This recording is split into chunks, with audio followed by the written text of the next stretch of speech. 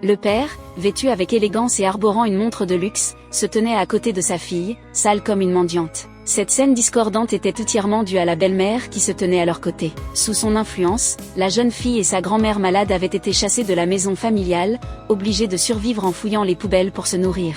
Mais la marâtre, déterminée à humilier la mère de la fillette, avait orchestré l'enlèvement de cette dernière dans le seul but de la forcer à l'appeler « maman » devant famille et amis. Pendant ce temps, Anna, ignorant tout de la situation, rentrait de l'étranger pour retrouver les siens. Au fil des années, elle avait travaillé dur pour fonder une mystérieuse organisation. En tant que marraine, un seul mot de sa part avait suffi à attirer des milliards d'investissements dans l'entreprise de son mari.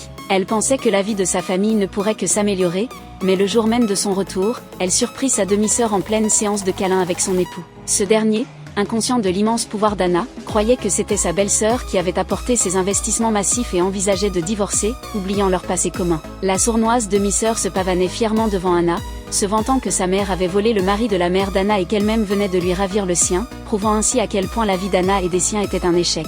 Pour toute réponse, Anna gifla sa demi-sœur, refusant de continuer à vivre avec des gens aux valeurs si corrompues. Son intention initiale était de partir avec sa mère et sa fille, mais elle apprit alors que celle-ci avait été jetée à la rue. Dès lors, Anna cessa d'être un agneau silencieux. Elle exigea qu'une réception de divorce soit organisée, acceptant de mettre fin à cette relation uniquement après avoir offert un généreux cadeau aux amants félons. Son mari, sûr de lui, pensait qu'Anna cherchait à faire intervenir famille et amis en sa faveur. Quant à Léontée demi-sœur, elle envisageait de transformer la fête de divorce en célébration de mariage, ignorant qu'un coup dévastateur était sur le point de s'abattre sur eux. Avant même le début des festivités, la mère d'Anna, transformée en exutoire, fut malmenée par la famille de sa demi-sœur au point de s'effondrer. Le père d'Anna observait froidement la scène, seule la petite fille osa s'interposer pour défendre sa grand-mère. Solitaire et impuissante, elle espérait ardemment que sa mère apparaîtrait pour les soutenir.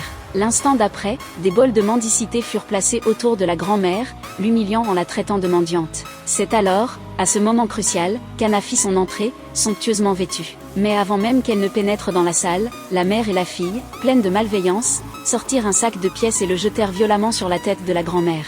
La fillette voulut aider, mais en vain. L'homme ordonna sèchement à sa fille d'appeler immédiatement sa belle-mère « maman ». La grand-mère tenta de s'interposer, mais peina à se protéger elle-même. Alors que les deux femmes étaient sur le point d'être battues à mort, Anna fit une entrée fracassante, poussant les portes avec aplomb. Le moment était enfin venu pour cette famille abjecte de payer pour ses méfaits.